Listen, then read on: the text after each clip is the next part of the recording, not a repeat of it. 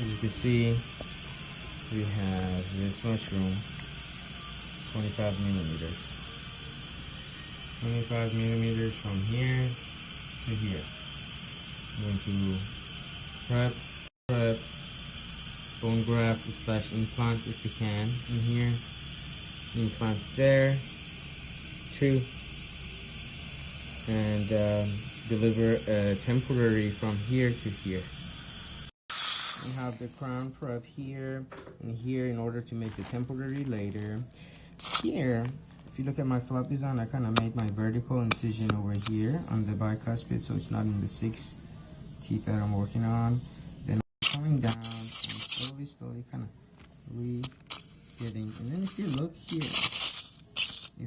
here, right here,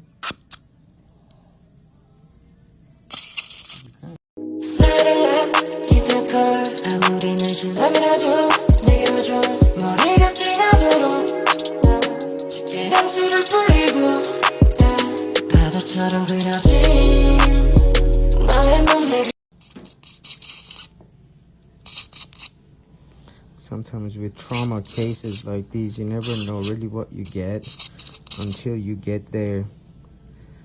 And once you see what's going on, you'll be able to be... Let me see a 15.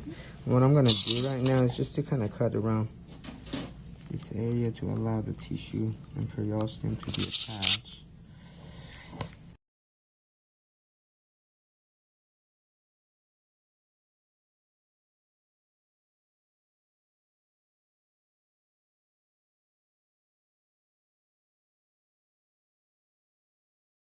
Go ahead and now we can go ahead and take this out.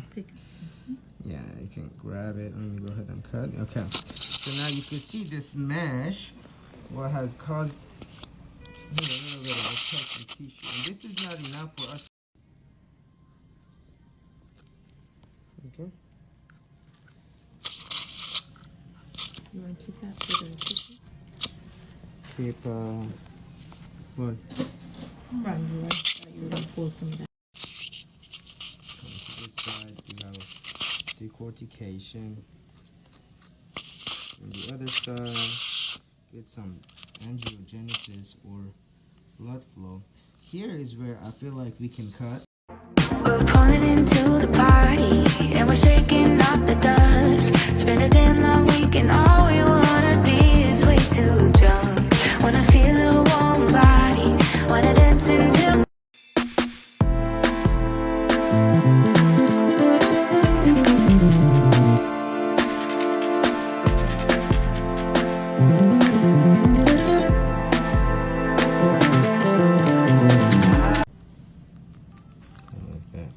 This pulls it, that's why it's hard to show, but it is pretty relaxed over. Now what I'm gonna do is to do PTFE.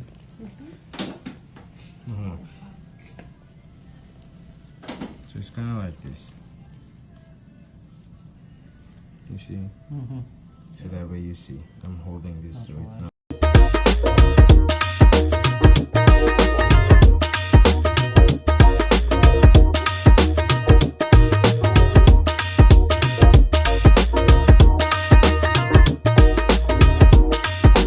Grafted or in continuous if you want, but this is allowing that tissue. So I grabbed it from the back and rolled it. It's a modified roll flap. Kind of thicken this area up. This tooth needs a crown to align it a little bit later to allow these two teeth implants.